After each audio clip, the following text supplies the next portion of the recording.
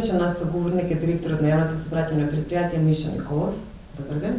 Добар ден, благодарам на поканата.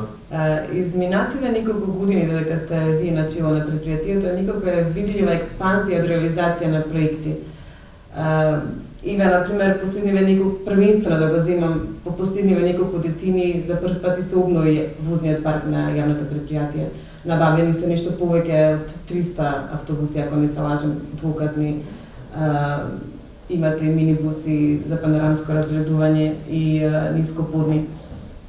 Секако дека се подобри квалитетот на граѓаните, имаат позитивно мислење за целиот овој проект и некако се создаде нов имидж на главниот град. Па добро, значи изминатиот период, поточно изминатите 3 години во нашето предпријатие се набавени точно 312 нови автобуси, од кои 200 се двокатни автобуси, 80 се еднокатни автобуси, 16 се панорамски автобуси за разгледување на градот и 16 минибуси. Наистина еден голем проект реализиран од страна на со тимска работа на повеќе институции, значи Министерството за транспорт и врски, градот Скопје, јавното сообраќајно предпријатие, Машинскиот факултет учествуваше во овој проект. Значи наистина еден голем проект кој што на наше големо задоволство излезе дека е навистина тоа што на граѓаните им требало во моментот. Оно што не прави уште посреќни е што постојано од регионот доаѓаат посетители од разни институции за да видат што тоа е направено во градот Скопје, каков е тој проект со кој што толку многу инвестирано, со обновен возен парк и така натаму, што посебно не прави гордин и дава едно задоволство. Се обновили целосно возниот парк. Што се случи со старите автобуси, кои што се уште се во возна состојба? Значи вака, секој утро од нашите гаражи излегуваат нешто над 290 автобуси кои што се сообраќаат по скопските улици. Меѓутоа, изминатиот период, ние заедно со градот Скопје, со градоначалникот, наистина излеговме во пресрет на бројни населени места во градот и пуштивме дополнителен број на линии. Значи, воведени се нови линии, само неколку ќе набројам, 18А од Виспеговот транспортен центар, понатаму двојка А од Железара до Сарај, понатаму 33-ка од Долно Лисиче. Значи голем број на линии со што ги изголемивме значително километрите кои што ги изминуваат нашите автобуси, така што од 15 милиони километри колку што минувале автобусите на ЈСП во 2009 година, во 2013 тие изминаа над 18 милиони или речиси 20% зголемување на изминатите километри. Сето тоа прави да ние мораме да вклучуваме повеќе и повеќе автобуси, да вработуваме повеќе возачи и токму за да уште по некој стар автобус може да се види низ скопските улици. Инаку добар дел од овие автобуси, околу 100, над 100 ние поклонивме, подаривме преку Советот на градот Скопје на голем број на општини низ Македонија. Тие некаде во најголем дел ги возат, ги користат за превоз на ученици или за општински потреби. Добар дел, значи, расходувавме, така што ете бројот на тие возила во моментот што ги користиме ние активно се околу 30 на кои што се уште ги користиме се на скопските улици. Така, сепак алармот за безбедноста во градскиот превоз во последно време не толку ретко се вклучува. За жал, чести се насилствата, особено помеѓу младите лица во автобусите. Вие заедно со Министерството за внатрешни работи имавте и пилот проект, така, за проектот ви се викаше Скопје град без наследство во градскиот превоз. Значи, поставувавте плакати во автобусите, на дисплеите одеа пораки, контролори патролира. Докаде сте со овој проект? Даде ли резултати? Оно што овој проект што го спомнавме претходно прави да се позитивно се одразува на нашиот имидж. Тоа што негативно се одразува на имиджот на јавното сообраќајно предпријатие се овие инциденти кои што се случуваат за жал во нашите автобуси. Значи во најголем дел се средношколци кои што сепак се уште се адолесценти и ги прават оваквите инциденти. Сега, Во нашето предпријатие организиравме многу проекти за да можеме да ги намалиме овие инциденти. Значи најбитниот проект според мене кој што е дава најголем резултат, тоа е воведување на камери во дел од нашите автобуси. А добро, извинете, само да ве прекинам, нели имаш камери во автобусите или тие само снимаат и само регистрираат, не снимаат? Така, камерите кои што досега се беа присутни во двокатните автобуси се оние камери кои што му помагаат на возачот да го вози автобусот. Значи да види дали има патници на вратите, на горниот врат и така натаму, меѓутоа тие немаат снимачи внатре. Сега набавени се снимачи за 35 двокатни и 15 лазови автобуси, со што веќе во моментов имаме снимка од изминатата седмица што све се случувало во автобусот. Ваквите снимки ние ги користиме, нели согласно Законот за заштита на лични податоци, ги користиме на барање најчесто на Министерството за внатрешни работи, кога некој оштетен патник ќе се обрати до нив дека нешто се случило во нашиот автобус, или пак кога патникот ќе ни се обрати на нас дека нешто може би загубил во автобусот или пак нешто му е украдено или нормално имало физичка пресметка. Веќе 7 вакви инциденти се лоцирани со помош на камерите. Една е физичка пресметка помеѓу патници, една е физичка пресметка помеѓу патници и нашите вработени контролори, а останатите се джепни кражби, снимки кои што ние ги доставуваме до Министерството за внатрешни работи, а потоа Министерството согласно со нивните законски ингеренции понатаму си постапува. Инаку, исто така имаме дополнително вработени 8 контролори или редари, што ги нарекуваме, кои што во овие критични подрачја во градот, а тоа најчесто е на линијата 65, имаат обврска да бидат присутни во периодите кога учениците одат на училиште и си доаѓаат дома, се со цел да влијаат авторитативно, да влијаат да имаме помал број на инциденти. Истовремено проектот со Министерството за внатрешни работи, каде што Скопје град без насилство, како што го спомнавте, каде што организиравме голем број на предавања во училиштата, каде обучувавме што значи добро однесување, што значи да патникот придонесува да во нашите автобуси не се случуваат вакви инциденти, а и што се потребите на граѓаните за да ние како јавно сообраќајно претпријатие или Министерството за внатрешни работи направат да се намали бројот на инциденти. Се тоа се надевам дека ќе даде бројни резултати, ќе даде резултати во иднина, односно се надевам дека бројот на инцидентите ќе се намали. Еден друг ваш проект кој што веќе поодамна го најавувате, меѓутоа никако како да се реализира е воведувањето на смарт тикетинг или паметни билети, како и автоматска локација на автобусите. 5 тендер е најавен, 4 пропаднати. Што е причината за неуспешноста во реализирањето на овој проект? А сепак е значаен за модернизација на јавниот превоз.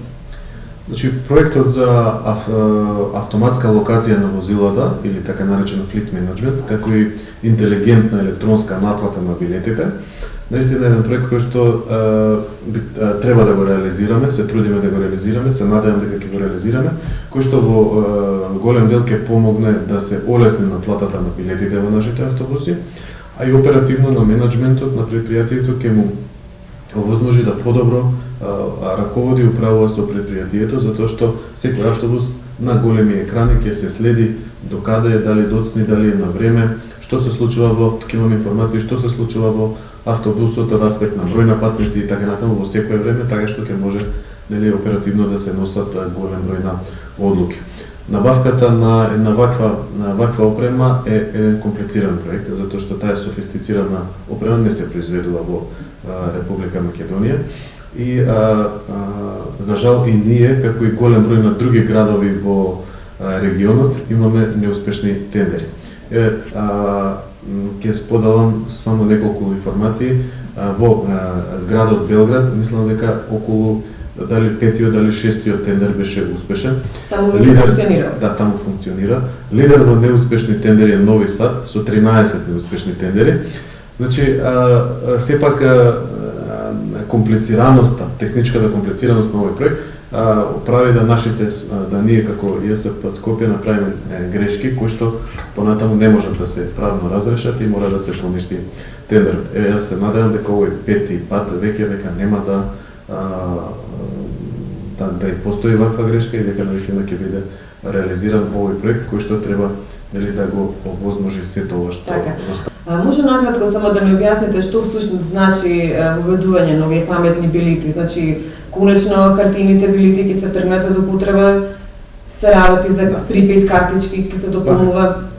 Проектот е составен од два дела всушност. Едниот е автоматска локација на возила, тоест за нас како јавно сообраќајно претпријатие е поважен, затоа што како што кажав на големи екрани ќе бидат следени сите автобуси и ќе се знае кој автобус е доцни, кој е на време, кој има проблеми, ќе може веднаш да се реагира, што ќе ни даде голем број на податоци, информации, секакви информации, значи број на патници внатре, понатаму колку гориво троши автобусот во секое време, дали има можеби проблем нешто и тука, така што за менеджментот на претпријатието навистина ќе значи големо подобрување. Меѓутоа, ваквото подобрување за менеджментот значи нормално подобрување и за граѓаните, затоа што ќе се зголеми точноста или барем ние ќе можеме да повеќе се трудиме да точноста на нашите автобуси биде подобра. Сега, истовремено, значи вториот дел на проектот е наплатата на билетите.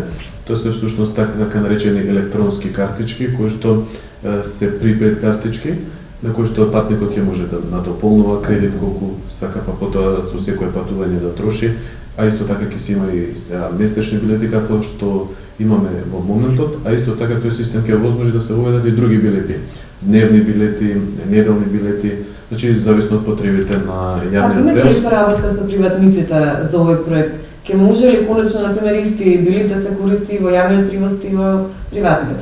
Значи, согласно нашите проекти, нашиот проект кој што во моментов интензивно го работиме со градот Скопје,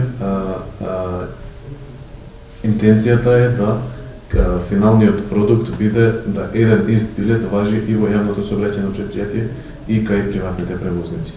Токму затоа во овој тендер што е во моментов имаме планирана набавка на 500 валидатори, од кои околу 350 нормално би биле за автобусите на јавното сообраќајно претпријатие и околу 150 за автобусите на приватните превозници. Значи истите валидатори ние би ги продали или дале на приватните превозници, зависно какви договори ќе потпишеме понатаму со нив или пак најверојатно градот Скопје ќе потпише со приватните превозници и со тоа ќе може да се воведе тој единствен тарифен систем, што всушност е финалниот продукт кој што сакаме да го направиме за граѓаните на градот Скопје.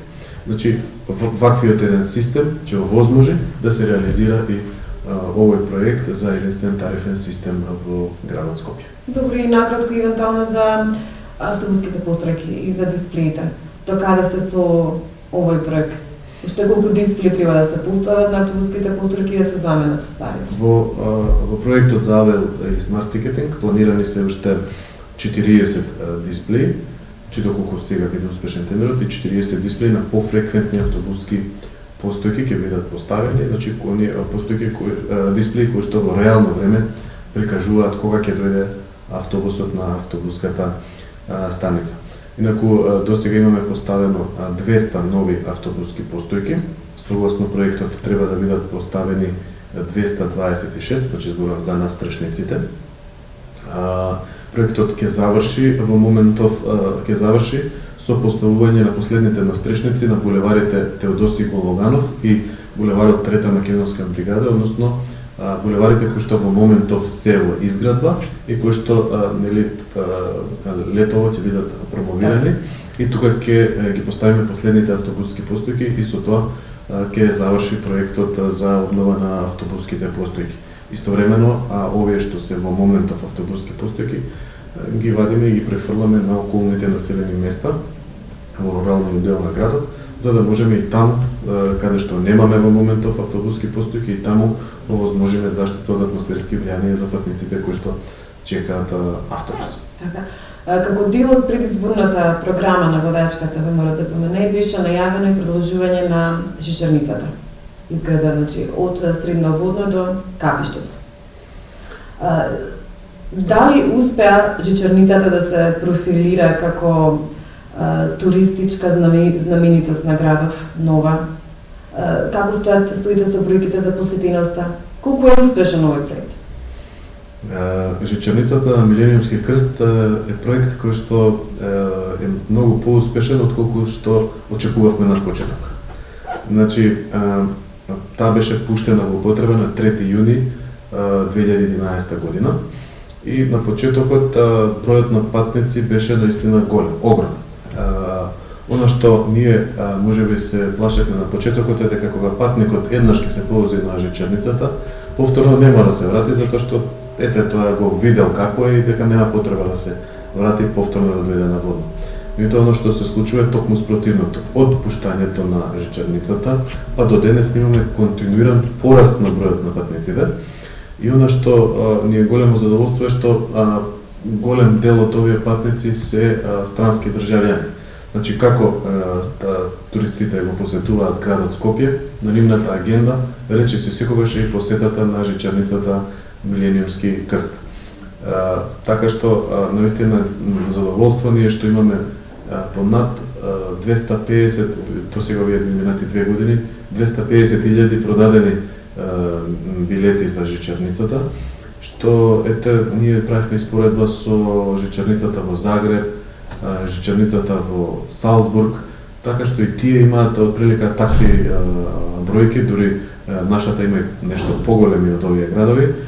Се надевам дека овој тренд ќе продолжи, а ваквата добра прво поставеност на Жичарницата, успешно менаџирање со нејза од наша страна, мислам дека беше пресудно за да биде тој проект продолжен во програмата на ВМРО ДПМН. Така точно се предвидува да биде продолжен? Согласно проектот треба да се продолжи до Капиштец, односно до блиску кај помеѓу црквата Свети Јован и болницата за белодробни заболувања. Да. Тука прилика е по проектот и јас се надевам дека наистина бидејќи проектот веќе влезе во програмата дека ќе биде реализиран, затоа што ете и граѓаните го бараат тоа. Како дополнување на проектот со Жичарницата, тука доаѓа и Милениумскиот крст. Вие од неудамна стопанисувате со тој објект. Најавена е доградба до изградување на крстот и конечно дали ќе можеме да го видиме и ресторанот што е долго најавуван и е дел од првичниот проект на овој објект. Избрана е фирма? Да, на 28 април, значи пред 10 дена, подпишавме договор со фирмата Turbo Engineering, која што треба во рок од 9 месеци да направи антикорозивна заштита на Милениумскиот крст, да направи нова илуминација на крстот, да направи нов лифт со кој што ќе се патува од подножието на крстот до краците и водоснабдување, значи пречистителна лунар со пречистителна станица од водовод, се што треба да се направи.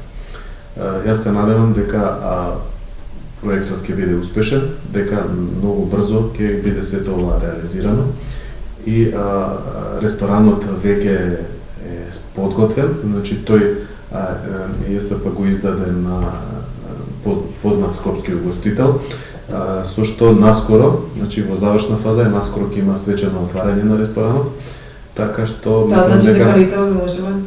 Да, се надевам дека летово ќе можат граѓаните да уживаат во новиот. А како е решен проблемот со водата? Така, значи согласно проектот треба да се ископа бунар на 40 метри од оддалеченост од крстот. Согласно проектот на кој го изработи Градежен институт Македонија, најдена е водата, која што треба да се ископа со бунар и да се донесе до ресторанот под Милениумскиот крст. Со тоа ќе може комплетно да пружи овој ресторан, а во меѓувреме додека траат тие градежни активности овие 9 месеци, значи ресторанот ќе мора да работи со техничка вода, нели, како што и тоа сега со поедноставни производи, ладни сендвичи, кафени источни. Так. Никако многу зачудувачки, меѓутоа и со голем ентузијазам јавното сообраќајно предпријатие прифаќа ингеренции и проекти кои што не се баш токму во доменот нели на превозот, на градскиот превоз. Последно градот вам ја прифрли ингеренцијата за изградба на панорамското тркало, што ќе се треба да се гради, значи во близина на камениот мост. Веќе е направен проектот, дали е избрана фирма и се калкулираше со бројка околу 12 милиони евра за чинење на проектот. Да. Вака, успешниот проект Жичарница Милениумски крст, кој што нам не беше доверен да го менаџираме, кај Жичарницата нешто сте превоз на патници и природно беше да дојде и тоа во јавното сообраќајно предпријатие. Мене ми е на драго задоволство, добиваме доста пофалби од граѓаните дека вработените во Жичарницата се многу љубезни, дека се професионални, дека се знае ред, на кратко кажано, на Жичарницата. Добиваме доста позитивни реакции. Мислам дека тоа беше пресудно, зашто и на овој проект се доделува на јавното сообраќајно предпријатие. Значи, се работи за многу пари, од каде финансии предпријатие? Добро, значи ние јавното сообраќајно предпријатие за ниеден од овие претходно споменати проекти не ги обезбедува само предпријатие средствата. Ние добиваме средства, значи Жичарницата Милениумски крст ја набави и плати Министерството за транспорт и врски. За Милениумскиот крст средства добивме од владата на Република Македонија, односно дадена ни е нафта со која што ќе можеме да искористиме за превоз во сообраќајот, а средствата кои што ќе се ослободат ќе ги искористиме за Милениумскиот крст. Значи секогаш работиме тимски со градот и со владата на Република Македонија и заради тоа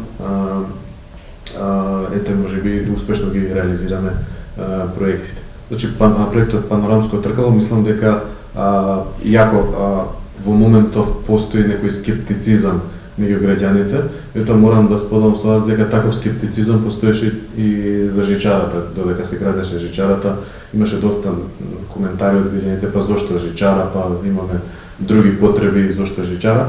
Сега по пуштањето во потреба на жичарата слушаме само пофални зборови, никој не зборува критички за жичарата.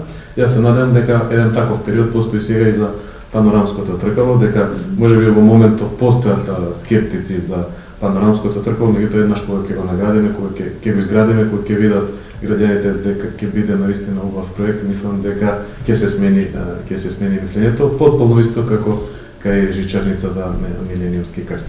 Инаку Панорамското тркало ќе почнеме да го градиме, во моментов тече процесот на набавка, ние сме пред подпишување на договор со Бетон за изградба на Панорамското тркало. Штом биде подпишан договорот, ние ќе објавиме во јавните гласила и ќе го кажеме нормално тогаш и рокот до кога ќе биде изградено Панорамското тркало, што според мене ќе биде еден проект кој што исто така ќе биде многу интересен за скопјани, а и за туристите кои што го посетуваат градот. Така, во секој случај годинава би требало да стартува неговата градба.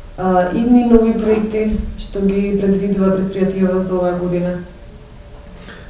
Согласно нашата програма за работа, ние она што ги интересира, што е значајно за граѓаните, тоа е воведување на бесплатен превоз за студентите во четврток. Значи овој проект веќе го спремаме, во подготовка сме, штом Советот на градот Скопје го одобри, ние ќе почнеме со реализација. Значи сега чекаме само да официјално биде објавено дека се завршени изборите, односно согласно законот за избори и законот за антикорупција, потребно е да се конституира парламентот и владата и веднаш што бидат конституирани, ние ќе пристапиме кон реализација на бесплатниот четврток во нашите автобуси за студентите. Инаку оперативно во нашето предпријатие новина ќе биде нова перална за автобусите во автокоманда, затоа што сега во моментов автоматска перална имаме само за автобусите во Ѓорче Петров, додека во автокоманда се уште рачно ги переме и затоа по некоја замерка добиваме за хигиената во нашите автобуси, меѓутоа што ние воведеме и оваа перална, се надевам до крајот на годината или почетокот на следната ќе направиме да овие критики што ги добиваме за хигиената на автобусите се сведат на минимум. Директор, јас се многу ви благодарам за разговоров и посакувам понатамошни успеси во вашата кариера. Ви благодарам и на вас за поканата.